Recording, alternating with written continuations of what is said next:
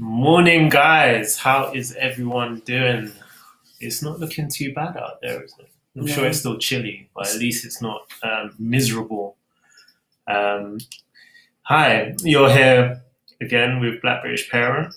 This is our talk series, just rounding off 2020 and looking at the principles of Kwanzaa and the sort of principles that we should be focusing on, working on ourselves, and going into 2021. What's today's principle? It's Nia, which means purpose. Cool. And without further ado, we're going to be bringing in our first guest, which is Ziggy from More Education. Hi, Ziggy. How you doing? Hi, good morning. I'm well, thank you very much. Thank you very much for inviting me on and your consistent support. It's beautiful to be on your platform. Thank you very much. Thank you for all the work you do. Your More Education platform is amazing, and we've got first-hand experience with our children enjoying your lessons. So yeah, we say no more. It's amazing. It's amazing work, and love the way you engage with the children. Thank you. Thank you very much. For those out there that don't know of yourself, could you give us a quick introduction?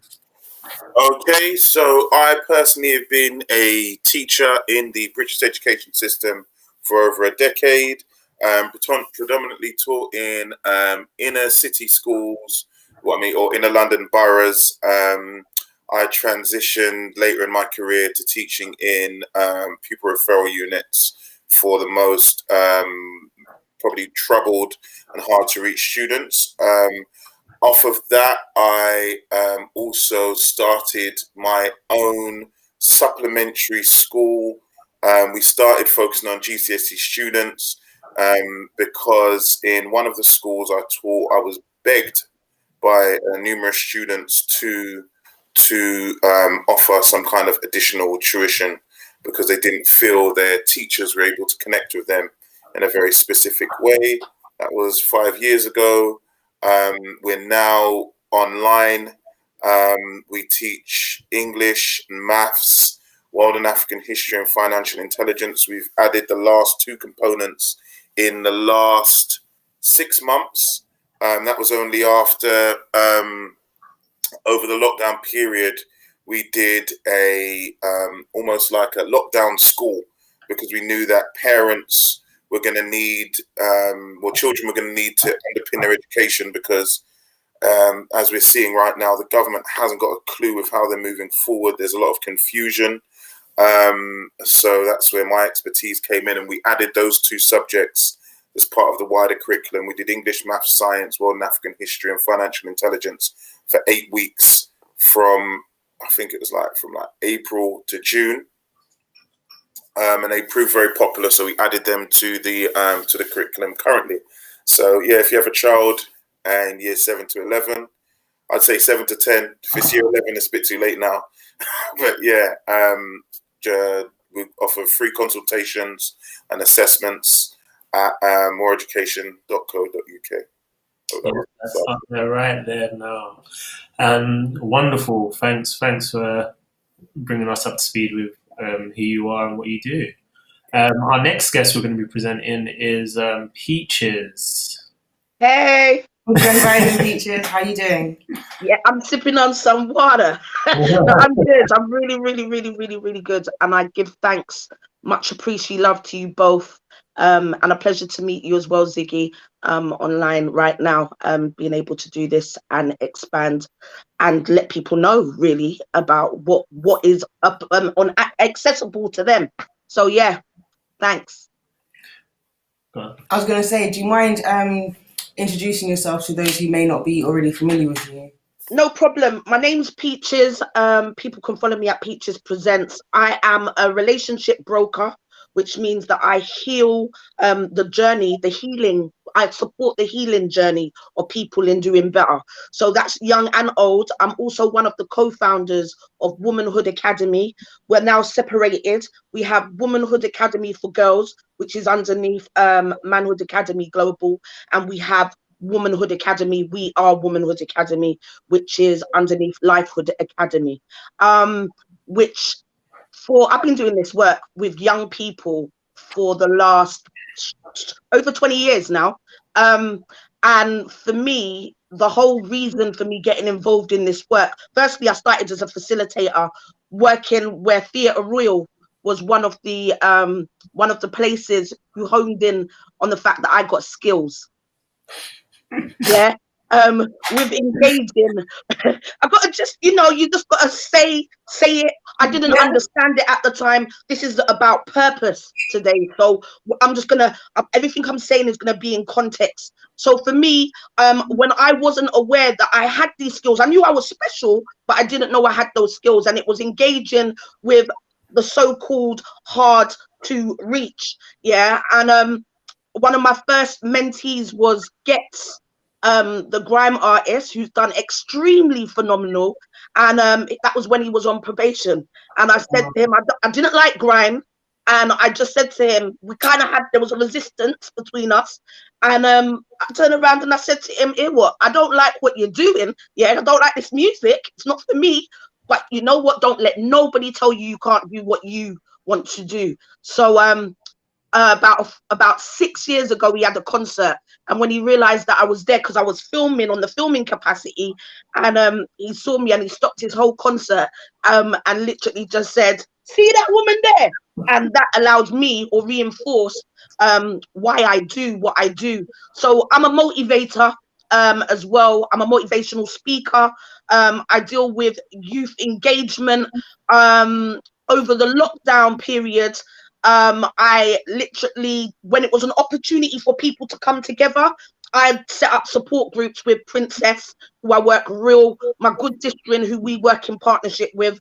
And we done support groups over the COVID period, as well as an opportunity for children to come together at some point off virtual and go and run around in the park and meet up, and parents able to speak and say, this is how I feel, these are my anxieties, and be able to come together and come up with some solution, real practical support. But the reality of it is we never deviate from the truth, which is back down to the work on self. So me, in a nutshell, I'm doing one-to-one mentoring in schools, on virtual one-to-ones, on the phone. So yeah, doing mentoring, which people will find out how to get in contact with me. But really and truthfully, the work is necessary and it's my purpose. That's amazing.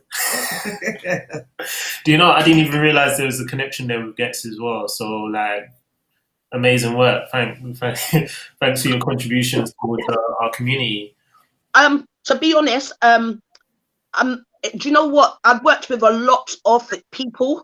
I've worked with thousands and thousands of young people who have now grown up to be adults. I'm now an elder, I've been told. You know what I mean? And I take that position, that role, very seriously. I know I'm a bit of a joker online. Sometimes I speak my talk. I like to have fun. But that role as an elder is very serious, it's invaluable, you know. And for me, being able to have people give testimony to say, Peaches, the gifts you give, or when you talk, or the session I dropped into, or say, you know what, you are one of the reasons that actually gave me some kind of reason to keep on going, you know. For me, is everything, and it's actually emotional that a little tear is starting to build up in my eyes because of the amount of stories that I'm sure we've all heard at some point in regards of just doing and being. That's amazing. A quick question for you, Ziggy. Obviously, you're an educator. How did you get onto that, finding your purpose in terms of engaging with children? Because it doesn't feel like it's a job when you're teaching children. It's like you're very passionate about it. You are very engaged. You're in tune with them. You're attentive to their needs. And it feels more than a job or a business to you. For me, when I see you do your work, it really does feel like that is your purpose. How did you find your purpose in this world? Through hardship and failure. To be honest with you, if I'm going to be blunt, my time in the education system has never been brilliantly positive, and it may sound contradictory. So I've never been, from, be it through school age, from where at a very young age I don't like to say I was expelled. I was politely asked not to return. My parents. So with that being my first kind of contact point with the education system, even up until when I became a teacher, it was quite evident and clear that within the majority of institutions I worked, I stood out, and I was the odd one out in the staff room, not because of the way I looked, but I think because of my mindset and what I felt education looked like, and how I felt teaching and connecting with children, what it should be. So in that kind of exclusion, I kind of realized, okay, well, I see things like this. How do I create a lane for myself to connect with children in a way that I know benefits them, in a way that I know how I learn, and how I would have appreciated being taught. Now, in a school setting, that's not conducive, and that's not what they're looking for. And that type of rejection could have been detrimental to myself, my career path. But in understanding that, I realized, okay, this is what I'm supposed to be doing. Are there people out there who appreciate it? And as I said, how More Education started as I was doing supply at a school, and I think I did maybe 2 weeks, and I had a group of young, year 9 and year 10, just hanging around my room, and they were knocking the door, and I said, like, what do you want? And that's when they said, please, sir, like, we've never had anybody teach us and connect with us. What, do you do anything outside of school? I was like, yeah, I look after my kids. Is there anything we can do? Is there any way? And that's how it started, by realizing, okay, there are people who appreciate and who understand and who connect with how I feel, or what I think education should be. And that wasn't within the remit or boundaries of the British education system. That'd be the best way for me to word it. I hope that made sense. Yeah, it does. And yeah, it's amazing because quite often there's a detach between students and their teachers. So it's just testament to who you are as a character that the children or the young men that were in your presence at that time felt comfortable enough to approach you and say, can you give us additional assistance, or can you mentor us, or can you just offer us more than you can in this education kind of system. So I think that's really amazing, and yeah, thank you. I think what comes to mind is it seems like we all seem to have quite similar journeys in terms of having to find your own purpose as a result of some sort of adversity somewhere down the line, potentially. Yeah. And I just think about all the other children or young people that are out there, and they don't have the kind of support network or the right type of teacher or mentor, or their parents just don't know what to do. What kind of advice or things to think about or consider do you think you can suggest to parents in terms of helping their children kind of at least explore what their purpose may be? Peaches. So I'm really, really, really real. And when I say that, because I know that's an overused term, yeah, but I'm gonna say it anyway, and that is that there's a lot of people that are parents and not necessarily pick the time in or planned being a parent, unfortunately, you know. So firstly, my advice is to people who don't have children. Anybody who doesn't have a child and would like to be a parent at some time, ask yourself, are you ready? Can you give unconditionally? Yeah, that's my first thing. I have to give out that because there's a lot of people that I know in our community who say that they're broody, yeah, and just go and have a child. And I think that we need to like nip these kinds of mindsets in the bud, yeah. Also parents who are people who have got children now, parents, I'd say spend time with your child. Be the example to your child. You cannot be giving out advice or commands or instructions and you aren't delivering. I will always say that as a person who's done this work for a long time, and just I think like so many people in this profession, and it's not a job to me, this is a lifestyle. Let me get that right. I'm a servant. I serve my community. And that's because he who feels it knows it. I wanted to support other young people who probably could have been going through what I was going through, where home wasn't necessarily that the safest of places, because there was a lot of trauma. However, I saw that I wanted to be able to give to other young people from a very young age, but at the same time, I was a parent a day before my 16th birthday, and I was not maternal. So I brought up my daughter, who's now 28. I brought her up with some of my old ideologies, some of the old program. I had to unlearn. So I'm saying to parents, some of the learning that we have passed on to our children is not necessarily healthy or right. So I'm saying to parents, you need to challenge yourself and take the risk in being able to get rid of the stuff that doesn't serve, is not healthy and is quite toxic, and reprogram yourself in regards, if you see the relationship between you and your child isn't the best, why keep playing the same old record if it's broken? And that's my advice. I'd say spend time. And if you really are struggling because the dynamics are really exhausted, really fragile, for whatever reason, then perhaps it might be a need for therapy.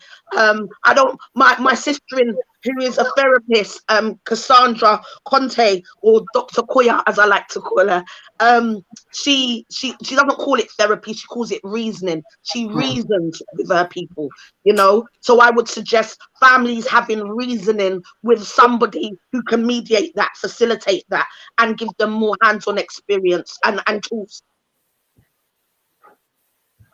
Thank you for that. I could keep on going, so I'm trying to get excited. You've got a comment in on YouTube saying nobody teaches you how to be a parent. Children don't come with a manual. Self-work before a parent is a great idea. It's a great idea. And yeah, I feel like a lot of us don't take the opportunity to consider how we were parented and how we'd like to be parented. or like to be parents. But I think as well, it's kind of difficult to think that because you've got so many other things that you're focusing on, like not making excuses, but obviously you've got to think about the bills that need to be paid, or if you're a lone parent, having to deal with all of the areas. Whereas I guess for some, being in a community or having extended family members that can assist, not everybody has that. So when you're doing it all by yourself, it can be very easy to slip through those cracks and miss those points of self-reflection. Yeah, but you also have to ask yourself, like, okay, so just because we're on this point, I think it's more of a thing of, you said, I think it's very true that you have to have look at the whole picture. But I think that there are a lot of selfish people in our community, and I'm just saying it real. Yeah. Because we're in 2020, yeah, and 2020, I hopefully has shown people quite a lot about themselves, or they have been doing the work to look at themselves deeper. Do you know what I mean? But then there's a lot of people who self-sabotage and set others up, such as the children that they haven't had, just due to the fact of they've been moving a bit loosely. As in, and what I mean by loosely, I'm not talking about giving it up. I'm talking about the fact of not dealing with self accordingly. Do you know what I mean? Not really. They've been betraying themselves. Yes. So for me, I'm saying anybody who's not a parent, yeah, I'm not saying don't have children, but I'm saying make sure you honor yourself fully so you can give that child the best opportunity. And that means being at 100%. You can't guarantee if your relationship doesn't stay or anything, if your relationship doesn't stay together, but I'm saying do your due diligence before just giving it up. Sorry, just saying. Just to add something that Sister Peaches, as you said, she's coming with a realness, so I'm going to have to... No, it's from an educational perspective. It's a conversation I was having very recently with my own children. And we were talking about time. Time is so important. So we were talking about some occasions on, like, because I'm a teacher, I've been fortunate enough. So if there's holiday, I can spend that time with my children. And I think we spoke about two instances where we live in Tottenham, North London. We rode along, I think it was like the River Lee, all the way to Stratford. Yeah. And we stopped off and this, that, and the other. And we made a day of it. And they said, "Oh, they loved that day. It was such a great day." And my son, he was quite small at the time, and he was tired, and so on and so forth. And we spoke about it. And then they brought up another occasion of where we jumped on the 73 bus and we went to Buckingham Palace and we walked to Downing Street and we walked and everybody was tired. But what they didn't know, and what I thought was interesting, is those two times that they highlighted, I was broke. Yeah. The reason why we walked for so long is because we didn't have no money to do that else. So I said, see, today we're on some tuna sandwiches, a couple Capri Suns, and maybe a $5. All right, I ain't got to pay for them to get on the bus. But they vividly, if I say, "Oh, can you remember some really?" It's not the times that we went to, like, where money was running and we've gone to Alton Towers, and we've gone to this, that, and the other. All right, let's jump on our bikes and because what I need to do is I need to make sure that when we get back, you guys are so tired, I've got enough time. And they vividly remember those times. Vividly. If I call them now, they would say to you. So when we speak about, like, money, it's or all of the kind of extra things, that real time where you devote to your children, and I have to reiterate, I have to reinforce what Sister Peaches said. So a lot of us are selfish. A lot of us would prefer to indulge in, maybe it might be a TV series, it might be a conversation with your friend, rather than spending 2-3 hours walking around London in the cold. Do you understand? But the impact of that time on your children is irreplaceable, and I think it's something we really do take for granted. We put excuses in a way, like, I don't know. As I said, I know for sure. I remember one of those days when we went riding. I had £5 in my pocket. £5. That's not broke. That's not broke. That's not broke.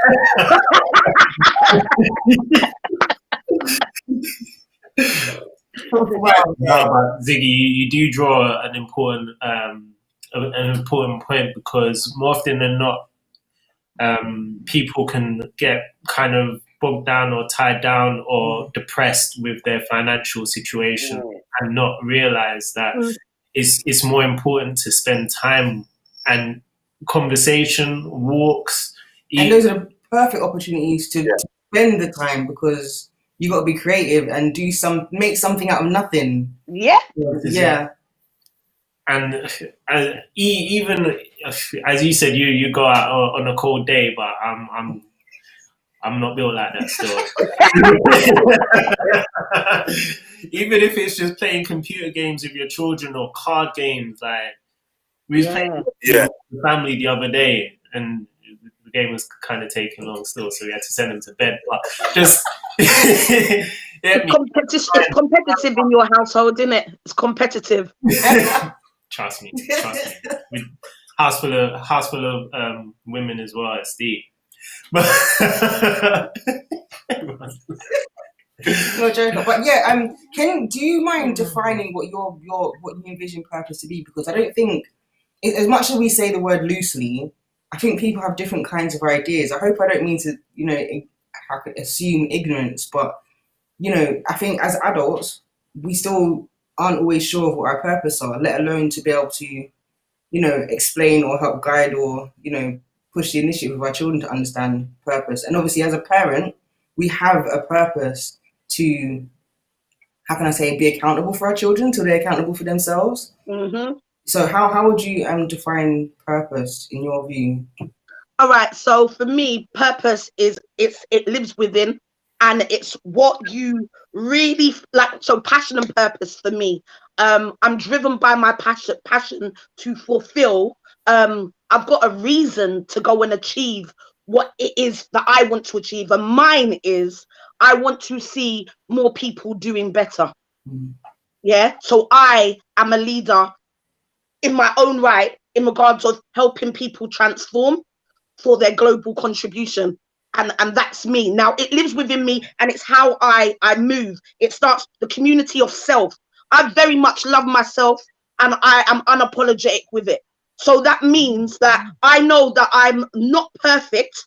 I've got flaws, but my flaws make me a masterpiece in the fact that I'm willing to do better. So how I decide to harvest, concentrate with my time, focus with my time, is by really being integral with myself in what I want to do. What is it that Peaches is passionate about? Yeah. Where are my gifts are? What I love to do, and I've honed into that, and I have I've made some severe sacrifices to make it happen. Yeah. I know a lot of people aren't living their purpose, because a lot of people, we're all dependent on this system that's here, yeah? And many people become complacent because they're happy, or should I say they're content with getting that monthly salary, that monthly money, yeah? For me, I'm not saying people leave your jobs, because you have to do what you have to do. But for me, I'm very much living my values, my core values. I do what makes me happy. That doesn't mean that I don't have no down days, but it's how I respond, my ability to respond when I have those challenges. Yeah. I've always been about helping people. I've always been about speaking. When I was about 3 years old, my mum said I used to read, like go on the bus with her and read these books. And I just used to read. She said, we'll talk these stories out. And some woman looked at me, my mum said, and said, oh my gosh, she's so talented, reading so eloquently. How old is she? My mum was like 3 years old. My mum started laughing, saying, she ain't reading. She's making up a story. Yeah. But because of how I was convicted, how much conviction I had with reading, it was appreciated by others. And they was literally like, whoa. I remember my mum telling me that story all the way throughout my years, till she's laughing, and it's the family in-house joke. And for me, I have continued to do what I love. I wanted to have a profession as a speaker. I was doing that from the age of 17. on radio from 17. Like, that was what I was doing. In regards of the arts, I went Brits Performing Arts School when it first opened. I didn't like it because it wasn't for me. It wasn't my school of fame. So I left. Yeah, I literally gave up from Brits Performing Arts School, but I didn't give up on what I wanted to do. Yeah. In regards of, I am an ex-offender. My past does not define who I am. I went in, I've done 2 years inside. I was inside smiling, reading, yeah, writing, and the prison officer said to me, like, you are an unusual prisoner. I was like, why, miss? She said, because you're smiling. I said, because I've got life.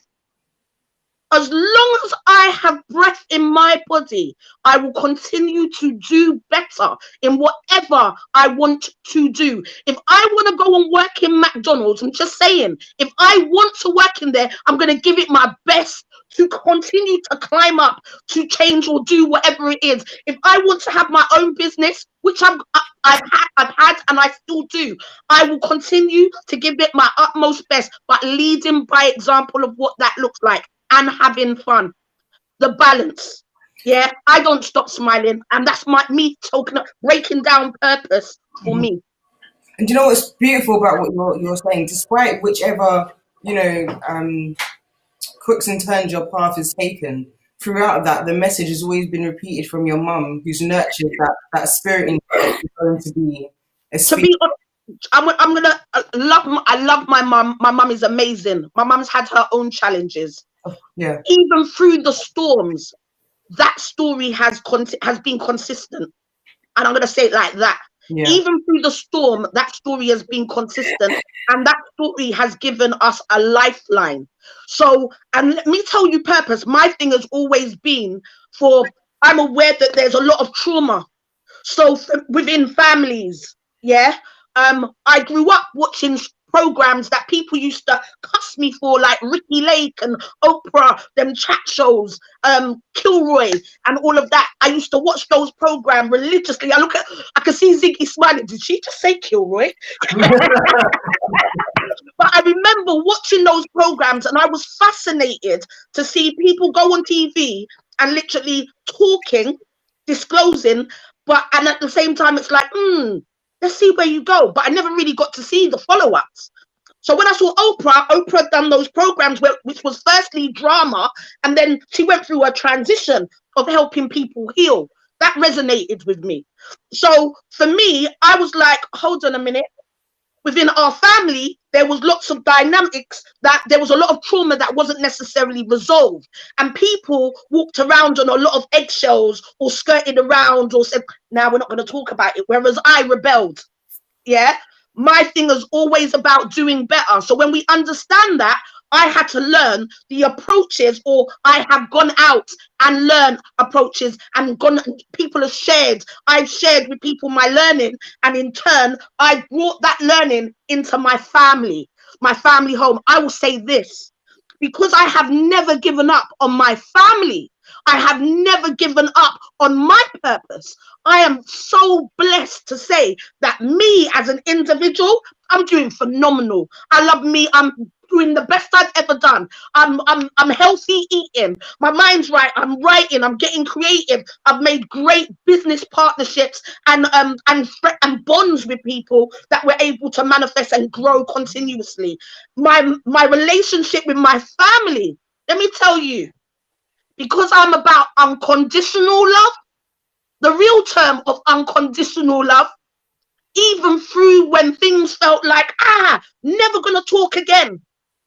We found in time and bringing the skills, like taming that ego, I've been able to turn around and shown what it is to shut my mouth and do come with a new approach so we can have a more harmonious relationship, but create the space with other people who've also supported that process in being able to fulfill my purpose, which is to have a very wealthy, as in happy, rich family in the things that are free, which is peace, purpose, not giving up. So, nah, you're good, man. this is what the platform's there for, people to share their experiences so that others can learn from them. And me, myself, I'll learn from that myself as well. Ziggy, with regards to, because you've got an education background, what are the reasons, and what are the reasons, and you in terms of your experiences with children that might have a difficult kind of behavior or challenging behavior? How have you kind of overcome that, and what? Yeah, how have you overcome that, and have you ever overcome that, or do you have any any stories where a child's 100%. I'm gonna refer back to Sister Peaches. Come just a bong stuff what she has said. So yeah, so and it's true. Listen, trauma, simple, plain and simple. When you're dealing with children who experience what are called behavioral issues or so on and so forth, what you're experiencing are children who have encountered trauma. Yeah, and it's usually one of two things: high levels of anxiety or deep depression. And that's a manifestation of their behavior. That's what you're seeing. Yeah. And unless you can empathize, be patient and understand that you're witnessing a child who is showing that, because what these are the beginnings of mental health. Mm-hmm. Yeah, the beginnings of it, but nobody sees things like this. So even there was a comment that was made, I saw it pop up.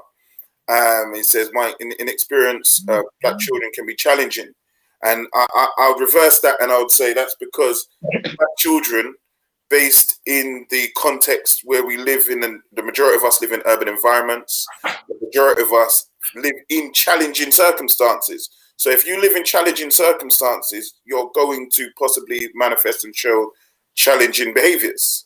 But if you understand where that comes from and what living in certain circumstances is going to be, you'll be able to deal with that. So yeah, that's something that I encounter on a regular basis, and a lot of that tends to stem from the experiences of the parents that place those things onto the children, and because their minds aren't developed enough to be able to handle that, they display these behaviors. Now, something that is that should be, what I say, I think before, I hear a lot of people, are on a and it's good that they're on more sort of a healthy journey. You with me? Right now, the whole idea of what alkaline in the body and eating certain things and so on and so forth, that is fantastic. You with me? And you hear a lot of people say that because, and you hear a lot of people in our communities talk about outward expressions of what they're doing, like the clothes that they wear, the food that they, people can see. No. Before we reach any of that, is he therapy? Is he therapy and dealing with the inside? Because what I see and what I experience is, I can tell what a parent is like through an hour with the child. Not that I deliver therapy, I'm saying as a teacher. And what you're coming to understand is the pain and trauma. I know a mother's pain and trauma through talking to the child.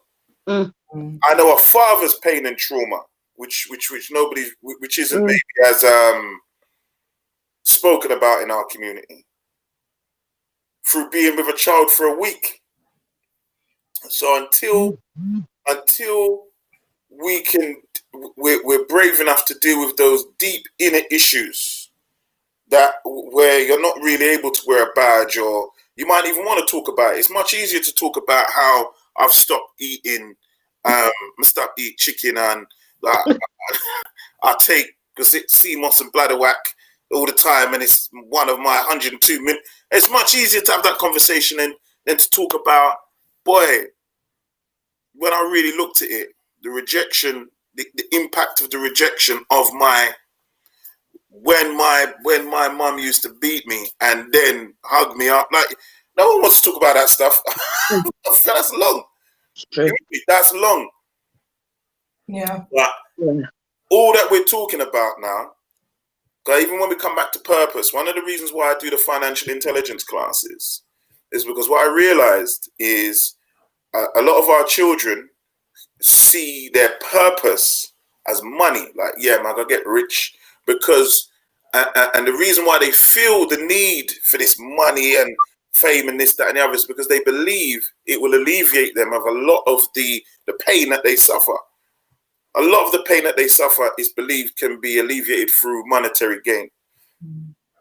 And interestingly enough, there are some people in my circle who are like, maybe what would be the best way to be like, have achieved an element of success, be it in the music industry, business industry, so on and so forth. And they can tell you once they've reached a certain point in their life, or once they've reached a certain level of financial independence, that's now when you have to begin to ask the serious questions. What is my purpose? And that's one of the reasons why we do financial intelligence, because once you've achieved a certain level of financial independence, that's when the real questions come on board. Okay, so I've got X amount in the bank. What is it really about? What am I really doing? What do I really want to do?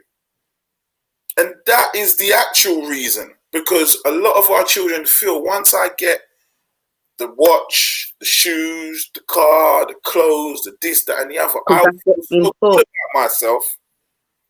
Yeah, I'll feel so good about myself.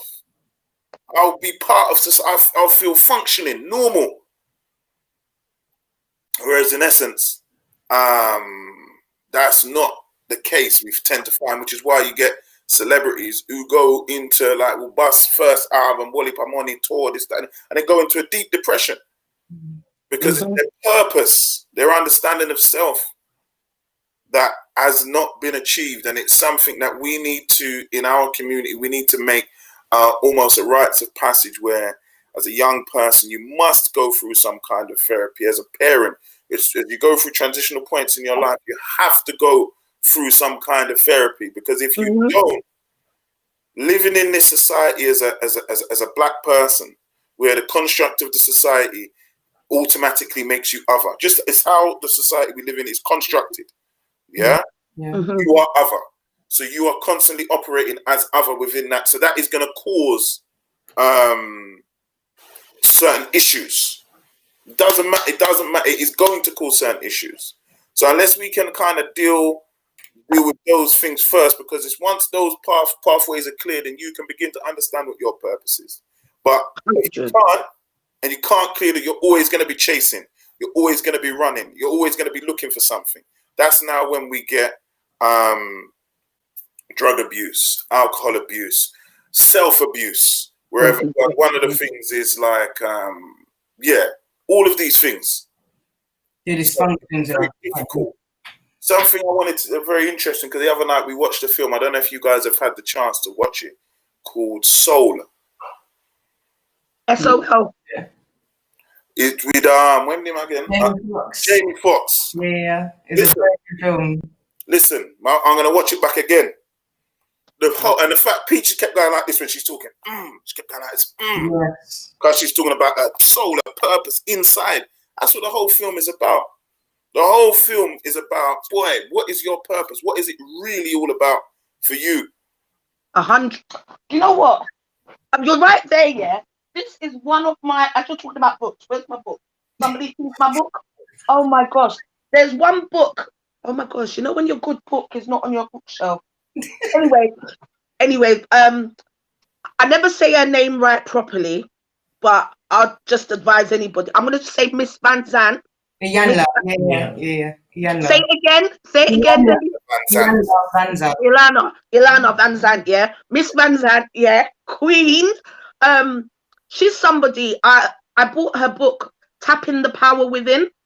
And for me, see that book there? That book was a breakthrough for me. real practical things to do as well, and things to go away and research. It didn't just stop with that book. I read the things I was watching and starting to absorb. So there was some, I wouldn't say study time, but it was what I wanted to study, you know, and it was things which were going to help me. And it's Brother Ziggy just said again, it's like the things that we're taught, like we need to teach our children what it is to love self, you know, what it is, what a good time really looks like. A good time can be listening to music, laughing, dancing, us all singing out. It don't have to be picking up a bottle of spirit, listening to some whatever music you want to listen to and start going on ratchet, you understand, and talking to each other derogatory, or talking about those stories that are really dated. Like there's no punchline to them. Do you know what I mean? We need to start looking at the conversations we're having with each other. The heart needs to heal. When I do that, I'm speaking that power. I'm listening because it's resonating with my heart. You know, it's being able to say brave enough. And this is why, as much as people think as much as I'm really active, yeah, I spend a lot of time by myself. And when I come out or when I speak to my family, I'll spend time with my family, but I spend a lot of time by myself studying, writing, making up equations. Like I'm almost like an Einstein, just writing all these equations like this in my notebook. And literally I'm like, when I go, this is a legacy that will live on. Do you understand? Like it's there for people to be able to access, and I'm applying it because we have to understand the work is with self, and it is never ending. It doesn't stop until you say. So the work on the heart and the work on the mind, we need to get that maintenance, that mind maintenance, which is the therapy, the reasoning. Yeah, we need to have that therapy on our hearts, and we need to understand that process. It's their processes, you know, that need to be honored, need to be respected, and they need that time. And I'm saying, my daughter, I'll share this because I'm very much the vessel. And I've got no problems in being open, because the only way people are going to learn is if people are sharing and willing to. Too much people in our community are being governed by shame and guilt. I'm saying boo-hoo to that. Yeah, I went great. I brought my daughter up like, yo, listen, we don't like police. You understand what I'm saying? We don't do teachers, yeah, who ain't listening. What? Don't talk to my daughter like that. My daughter saw stuff like that. You understand what I'm saying? What? Somebody talks to you, if they lick you, lick them back. That's what my daughter grew up with.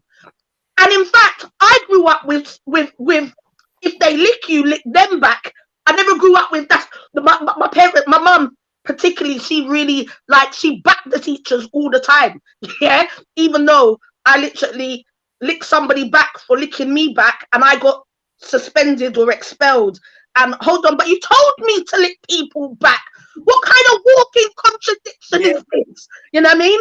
So for me, it was about I needed to how I brought up my daughter. My daughter she was living those ways and how she conducted herself. When I realized that, yo, there's too much drama over this piece. This ain't serving me. This headache. Hold on a minute. Oh, this woman called Sister Amma. Oh my gosh, she's amazing. I don't really trust her. She's too peaceful for me. Where's the drama? Where's the exact? Hold on. She's showing me different. I've honed in on healthier relationships with certain people, or people who have shared certain stuff with me, and I started to apply it. Now, the conflict with my daughter's like, Mum, look, I burn sage in my house, yeah, sage. My daughter looked at, she was like, what kind of foolishness is that, yeah? What kind of foolishness? My mum's gone from marijuana to sage. And that was the truth. No, because that was my lifestyle once upon a time. Do you understand? Let's not come up with this facade. Yeah. You understand what I'm saying? Let's talk the real. And for me, all the unprogramming I've had to do, and at the same time say to my daughter, I am so sorry, Sharina. I'm so sorry for what I have taught you. I have not been the best model as a woman, never alone a mother. I wasn't a mother when I was younger. I wasn't maternal when I was younger. And then growing up, it was just like, oh my gosh, like all of that. And then to see her growing up with the trauma and the conflict of my parenting, which really was just like confused, like real hurt. I was really traumatized.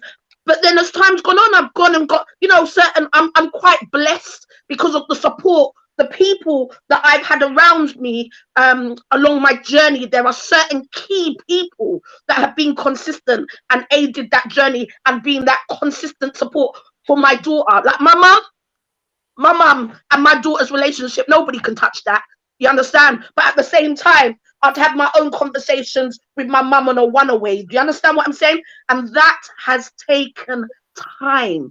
Understanding that not everybody is at the same stages. But for me, I had to turn around with my big girl panties and say, Mum, look, Mum, daughter, I apologize. This is me showing you better. Yeah. And to my mother, say to my mum, hear what? We're going to continue to do better. Do you understand? And I apologize because there's a point when, as much as you can turn around and say, yeah, but it's your fault why this happened and that, we've gone through that stage.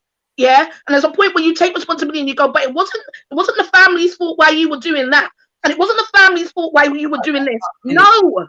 Yeah. Taking responsibility and being able to have the time to say, you know what? I don't need to blow my gasket in how to manage stuff. You know what I mean? Like, I don't have to blow my gasket. I have to learn the skills, the tools to have effective communication with the people that I need to have. So the therapy is something that keeps on coming up in this conversation. And I was having a conversation with young dad. I coach and mentor parents outside of Black British Parent. And one of the things that keeps on coming up, which I keep on mentioning to people, as you guys were saying, hopefully before you have children, go, check out, have a few sessions with therapy. But I think as our community, we're not really too tapped into that. I think we feel a bit uncomfortable with it. And particularly it's interesting because some people say it's not our culture. And most of the therapists you're dealing with aren't necessarily Black, so they don't understand the cultural nuances or the traditions within our...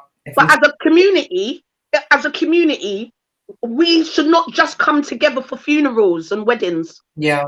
As a community, we should be coming together and we should be having healthy conversations. We are not functioning as a healthy community. Yeah. Let's start understanding that, right? I love the colours. I love the smells. I love certain individuals. I don't love everybody in our community, but as a community, we are not functioning healthily. It's very toxic. Until we can have real, honest conversation as a community or individually, look at ourselves and say, you know what? I do need to improve on those areas, etc., etc. Until we have those kinds of conversations, then we can't come together as a community. Because community starts with self first. Sorry, Ziggs. Sorry to interject. I'm gonna, that idea that we don't have therapists in our community, I think it's a bit of a fallacy. Ziggy, that wasn't what I was suggesting. What I was saying was that majority, like for example, for us to get a Black therapist, would have to pay for it privately. Yeah, man. NHS is more. No, if that's not that, if that's how it is, that's how it is. So I've got a therapist. I've got some therapy. I'm part of the African Therapy Network. And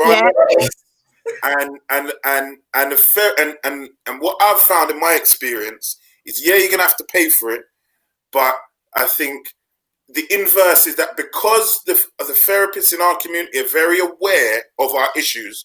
If it's £45 an hour, a man will tell you £30 an hour. Yeah. Because they know, and that cost thing is something we've got to eradicate in our minds. We have to, because I don't want to sound like talk the thing. One of them brothers, I said, well, the money that we spend, but come on now, money is not money. When we're ready to come and spend money, we can spend money. Yeah. But what we have to be clear on is there are certain key things that we must spend money on in our community. We have to. It doesn't matter. We have to. When it comes time, there's certain things we have to sacrifice for X, Y, and Z. Yeah, that's just 100. it. Again, that feeds into the whole financial intelligence. Because to be financially intelligent, you've got to realize when you've got to tip your belt and so on and so forth. Now, in order for you to move forward as a human being and become the best you that you're going to have to spend money on it. 100%. It's unfortunately, yeah, there's going to be like community support. Yeah, maybe afterwards, after you've done a certain amount of sessions, that's where the community should be able to underpin certain conversations. Yeah, come to me. So the plan would be, Ziggy, sorry, just coming in, yeah. Sorry, so sorry for the manners, the lack of. No, the view for me would be, so anybody who would like to start on their journey, you'd come to me, yeah? Come to me, have a conversation. Now, when I ask you certain questions, you'll answer that. And then from there, I'll pass you over. I'll send you over to Ziggy Moore, yeah? Brother Ziggy Moore. You hear that? That was the success. That's how weighty it was. Yeah, the energy. It was like, wow. Yeah. But what I'm saying is it's understanding the process of order. Yeah. If you need assistance with unpacking or knowing where you're at, you can't come and I will challenge you. I'll ask the questions. Not just me. There's a whole team of people. But then if you want to understand, if you need help in regards of the finances, building up that intelligence, all of that, then you need to go to Ziggy. So it's understanding it starts from somewhere. Some people don't have a starting point. In regards of therapy, there's a group called the African Therapeutic Network, which I'm a part of, yeah? If you would like me to send you over the details, I will send over the details to you guys so then you can have your own connection. On top of that, there was the Black Empowerment Therapy Network, who was giving away 10 hours worth of 10 sessions, free sessions. I promoted that until the cows come home. I know what I give, I just don't know what people receive.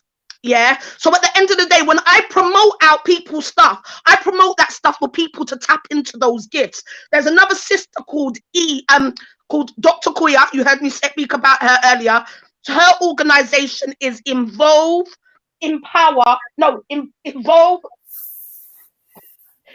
Value Empower. So that's Eve Therapy. Yeah. Now, if you come through me, I am your discount. Yeah. I am your discount. When I refer people over, so I'm saying to any organization, individual out there, you turn around, you say to me, Peaches, or you send me a referral, I will have a look at that referral. I will pass it not only to Eve Therapy, but also to people like Sister Amma, to Princess, to the Manhood Academy, to Womanhood Academy, wherever it needs to go. But the reality of it is there is things out there, but people do need to understand it's about making the right investments. It's not just about spending money for spending money. It's about the right investment and understanding what the offer is going to be. But there's lots of help out there. If anybody's unsure where to get help because their child with the educational system, go and talk with Cheryl Phoenix from the Black Child Agenda. Great woman. If you want to know about homeschooling further, yeah, you've got more education. You've got Leah Salmon as well. You've got Ultra Kids, Julian Hall. There are so many phenomenal professionals. The problem is this. It's about awareness. It's about marketing, people marketing. So we're following our purpose, but what's the marketing like? You know, what's the branding like? What's the customer journey? Are people getting to see where you're at and tap into the service? Are you, in business, they say smart. I say smarter. Yeah. So the ER is evaluate and review. Because we always must evaluate and review not only ourselves, but also our business. And I am CEO of myself, as you should be of yours, you know? So I'm saying there's lots of stuff when we're talking about purpose, but it's understanding the order. And that's internal, and then being able to tap into the necessary organizations or individuals who are phenomenal, like us four who people are watching today. But yeah, Ziggy, what would you say? Sorry, Ziggy. Sorry. Yeah. What am I to know? I was it actually. Oh, sorry, go on. No. Go ahead. Maybe you can spark Go it. on. So we've kind of covered us as adults, us as parents, and how we can make a start on a journey to kind of healing and finding purpose within our lives if we haven't found that already. Whilst we're on that journey, how can we help our young children find their purpose so they don't have to wait until they're adults to have to go through the process of finding their purpose? I would argue. Okay. I would always say once your child has one key thing, and this is a quote, I think it's somewhere in this house. Right Honourable Marcus Garvey always says, with confidence, you've won before you started.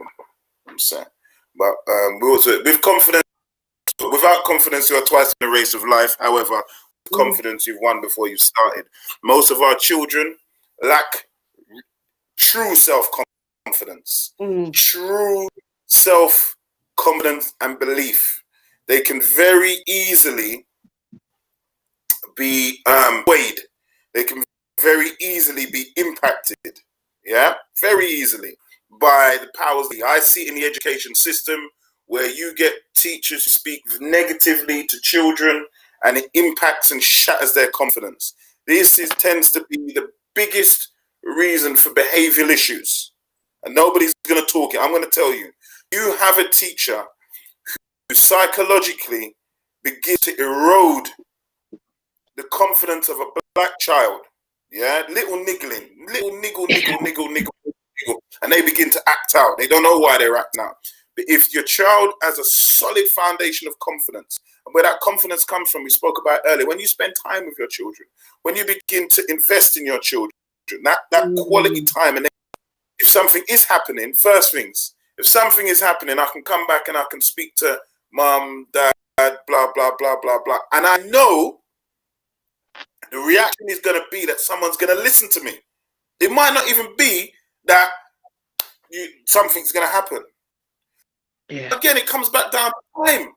Yeah. Because a lot of the time, these things are happening to children in schools where you're getting these bloody teachers. Yeah, I sat down. I'll be honest. I sat down with a young person before Christmas. Yeah, and his confidence was so low that he could barely look me in the eye. He looked everywhere else. Looking. And he said he's not very I'm not. I said, what subjects you? And he told me, and okay. Why do you like that? Well, I'm not very smart, and so on and so forth. And I said, where'd you get that from? Oh, and he began to. I know where this is coming from. I mean, looking at this, so listen. If any teacher ever tells you, this is what we do.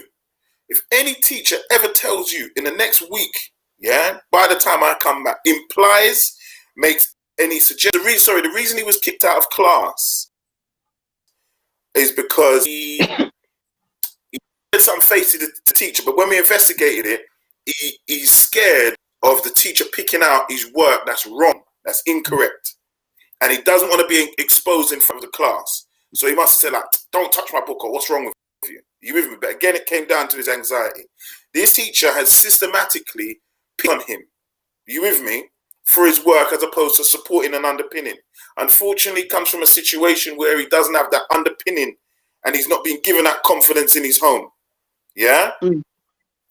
So when he comes to me, I turn around and say to him, listen, you see, any teacher makes you feel that way, in a professional manner, you come and tell me and I will deal with them. Yeah. And he look at this and look up and say, I say, listen, you're going to find very few teachers who are going to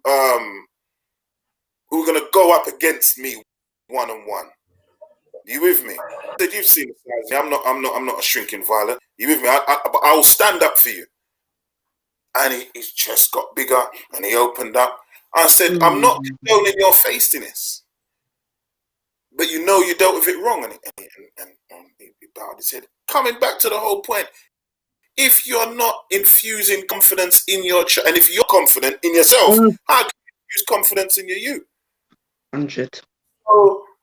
So to answer the question for the youth, then infuse a sense of confidence in your children, because no matter what, even Peaches spoke about time and Majesty's pleasure.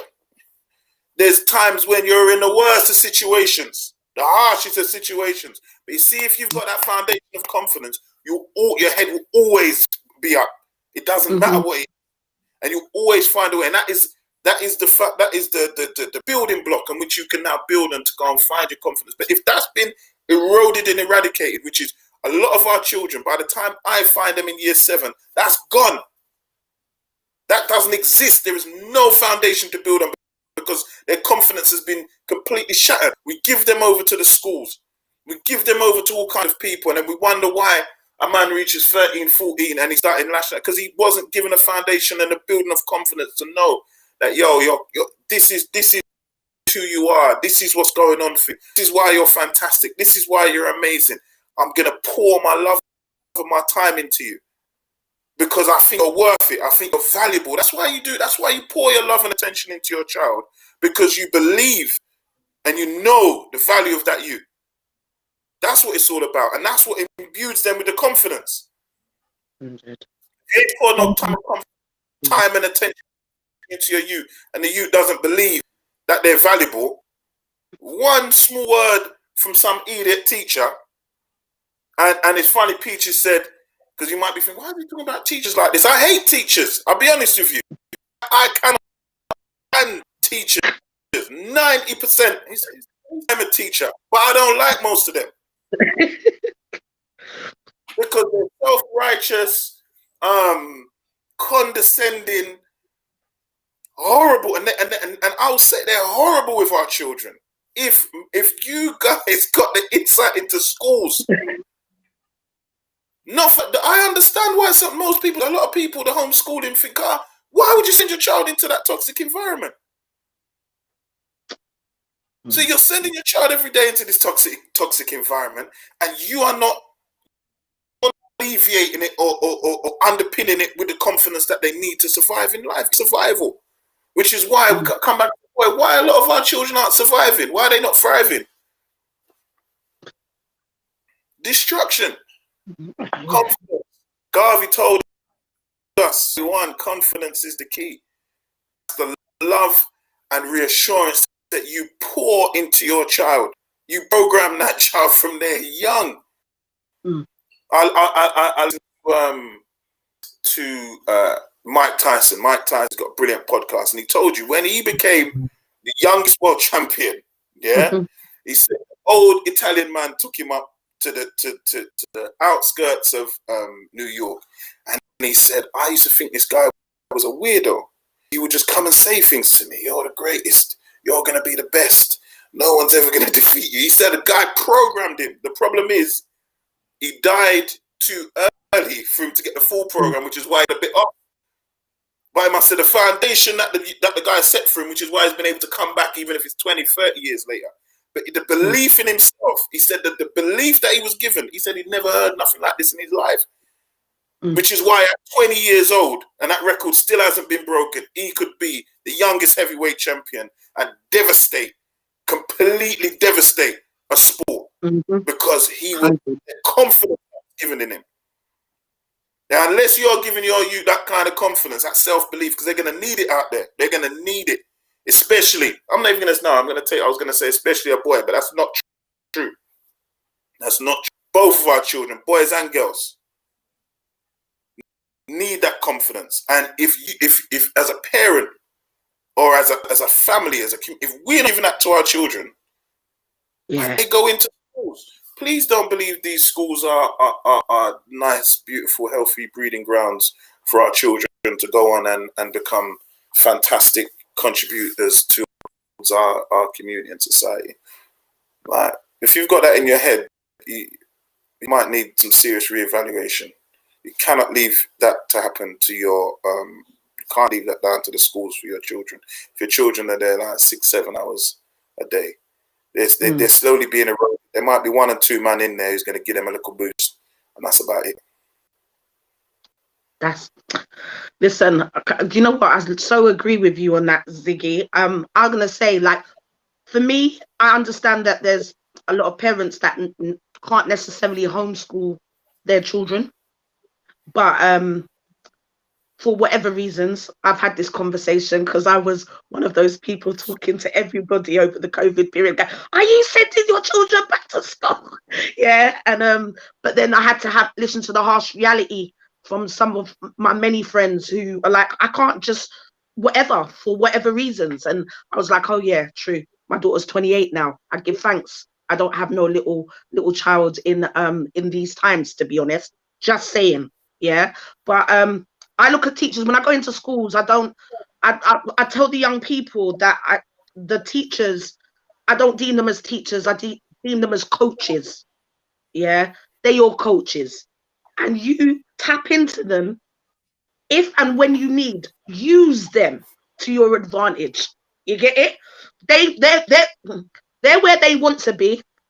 Yeah, some are, some people have just fallen into the profession, but there are some who are where they want to be and they're getting paid. Yeah, you use them to your advantage so you can get what you need to get so you can go forward. Do you understand what I'm saying? And I say to them, I worked with a brilliant brother, for the first guy to give me my first job when I came out of prison, because of my integrity and my truth, how I was. He gave me my job, Action Jackson, fix up seminars, and it started with just me and him on the roads. And we used to speak to the young people about passion and pain, pleasures and pain, and it's short-term pain for long-term pleasure. You understand what I'm saying? And that's what I'm going to say to every single person who might find themselves in a situation. Understand that if you're in studies, especially the young people, if you're in school, remember this is short-lived, but make sure you equip yourself, you manage yourself well, and find your reason in, you know what, I've just got to get through this. Yeah. And then for that, in order to have that, and that's what I want. But I'm not going to lie to my children. I believe that education starts from home, as I feel we all believe and know, and I believe that there's not many homes, or there are a few homes, but a lot of people are scrimping on the education at home. And that doesn't just mean academically, that means life skills. Showing your children, if you are one of those parents who are like, yeah, study. I said study. Make sure you're there saying, I love you, but showing them what healthy love looks like. And studying doesn't have to be like, studying can be fun. It can be creative. It doesn't have to be so regimented, So I think that people need to bring back the va-va-voom for the whole family to be able to really enjoy. And those children need to understand, all children, for me, it's about this. Know that you have everything to get to tap into your greatness. You have everything to go to the next stage of your life. But I'll say, tap into your confidence, creativity. My creative imagination, I had at 3 by creating stories of a book, confidence and creativity. And I understood from the get-go that, that was something that really worked and I really enjoyed doing. And I've made it become mine by investing and sharing my experiences and my learnings with adults and young people, so they can tap into. I would suggest any person, keep a journal in it. Have your journal. Yeah. As we were talking on this, just to show you that I'm one of those women who can really multitask. I'm joking. My jokes aren't the greatest. But I was making notes because there was a lot of food in this conversation that I didn't want to miss. I'm not peckish. I'm hungry in doing better. Do you understand? And that's the difference. So love. Yes. Quickly before we wrap up, I just wanted to quickly put in, because we've got a giveaway that I was meant to mention before. I heard. So we've got 3 prizes. The first prize is 2 free online cooking lessons with Tasteful Munch for age 8+. Mhm. And second prize is a black doll from Afro Toys. And the third prize is a book, You Can Heal Your Life by Louise Hay. So guys, if you want to enter the giveaway, just go to our Black British Parent page on Instagram and you'll find within the last few posts the giveaway post. And all you have to do is follow our IG account, like the actual giveaway post, tag 3 friends in the post, in the comments, and take a screenshot of you listening to or watching our lives over the past, this is the 5th day. And obviously we're going on 2 more days. So over the last 7 days, not last 7 days, but you know what I mean. So Happy Kwanzaa. just let you guys know, and please good luck as well. We'll be announcing the winner this Sunday on the 3rd of January on our Instagram, our regular Instagram live Sunday chats. So I thought I'd just put that one in there. I think it's time to kind of wrap it up a little bit. So we normally end with a question. Do you have a message or something to share for Black British parents specifically? Any advice or something to end with? I'm gonna steal from Peaches, which is what I've been doing for the majority of the. No, she said something, and she said it in a way. She said you got to be hungry. It reminded me of Les Brown. Les Brown, motivational speaker, says, "Listen, you got to be hungry." Now, we as a community, we're brilliant with platitudes and so on and so forth. The work that needs to be done, we genuinely need to be hungry for that change. So if it is, we can't sit back and take a back seat. So we genuinely have to be hungry for that change that we want to see. So if it's that, all right, boom, the educational thing, you want to come to me, you want to come to other, listen, if you bombard me with enough emails, yeah, if you're really on it, that's all I want to see. For me, if I see a parent who I know is hungry for change with their child, yeah, unfortunately, I'm silly enough where I will give you my time and resources. That's one of my issues. I'll give you those time. We will give you those time and resources. We will put you in the right time if you're hungry. If you want that change in therapy, so on and so, be genuinely hungry. We're gonna have to begin to be active in this, or else we can all, now times are changing. We can all, like, if you cannot see there is a cosmic transition right now. If you can't see that, then boy, I don't know where you're at. So if you're not changing what you want and what you want to do, then boy, I don't know how it's going to work out for you, as my dad would say. Good luck. That's all I can say. But you're going to have to start to be hungry. I'll leave it there. Moreeducation.co.uk. Hey. Peaches, same question to yourself. My brain has done 1,000 things a minute as Ziggy was talking, because I was like, oh, let me bounce off him first. Now, all right. So for me, I can't say the question again, please, because I'm not going to. Basically, just do you have any last words or a message for Black British parents? I thought that's what it was. I should have been confident and just gone. No, all right. So what it is for me is there's an exercise that I've done. I would love to take it as my own, but it's not. Sister Amma introduced it to me. So if you draw a cup on a piece of paper, it's how full is your cup, but it's for you to do this exercise with yourself or your family. So on one of the layers, you have spirituality, yeah. The next is psychological. The next is physical. The next is emotional, and the next let's put financial, yeah, in just because it's one of the things for people to look at. So then you look at a percentage. So out of 10 or out of 100, it's down to you.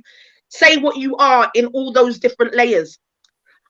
Then if you're not at 100 or at 10, then ask yourself, have that conversation as a family or individually. on what you can do to take from, just say, 30% to 100 or 70 to 100, and look at how you can improve. So that's a practical exercise for you to home in on you. How full is your spiritual cup? How full is your financial cup? How full is your emotional cup? Your physical, your mental? It's important. Because when we're dealing with following our purpose, living our purpose and being, then that means we need to have a maintenance check on ourselves. Not once a year, not because it's turning to the 1st of January. Yeah, New Year's resolution, none of that. Yeah, I'm one of those people who said Santa is not real. Yeah, to my child, I didn't lie. Sorry for all those people who you know, but I'm here. I'm a realist. Yeah, I'm that person who says not because it's the 1st of January, you're gonna say you're giving up smoking or you're going on a diet. How about now? And I'm not saying that because some people are like, you know what, I've got to prepare myself. Oh, go away. Yeah, I've got to prepare myself. So preparing myself means exactly that. Let me do the MOT check on self and look at what I need to do to improve it, to get the maximum of it. And in support, that will support you understanding that if you're really hungry and not peckish enough, we don't do just picking at the food. If you're really hungry, then you're going to do that work, because it's so important for you to be able to have a clear vision in what you need to do so you can fulfill that purpose, whatever your purpose is to you. And don't let anybody, any single person on this planet, deter you from your vision. Your vision is your vision, not your brethren. Your brethren might not know what they want to do. That's cool, because they're still at the learning stage. But if you know and feel what you want to do, go and do it. And that's my everything. I will say, follow me on social media at Peaches Presents. People can book, because I'm ready to continue to talk on as many platforms as I can. Because listen, I'm just saying, innit? I'm putting it out there. I'm ready to talk on as many platforms as I can to have these real honest conversations, because that is what I choose to do, because I love to talk and I'm doing it, you know, and it's for the benefit of my people. I want to see my whole village win. You understand? All over the globe, not just the UK, all over. So love and well done to you guys at Peaches Presents. Go and subscribe to my YouTube as well. All kinds of stuff. I'm bigger than Channel 4 Live. But love to you guys, Black British parents. You lot, you rock. You rock. You're doing amazing stuff. Yeah, man. Thank you. We appreciate that so much. And we appreciate you guys taking the time out, you know, in the morning to come and reason and talk with us and share your wisdoms as well. It's very much appreciated. Guys, I don't want to go. I don't want to go. It's the time. Really pleasure meeting you, and I'll be following you. We must link up, my brother.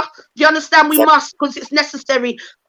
Continue doing. I'm going. I've got to do a therapy workshop next in my heart on a Zoom. Love, peace, and coconut oil. Thanks everyone for listening, and have a good day. Take care. Yeah.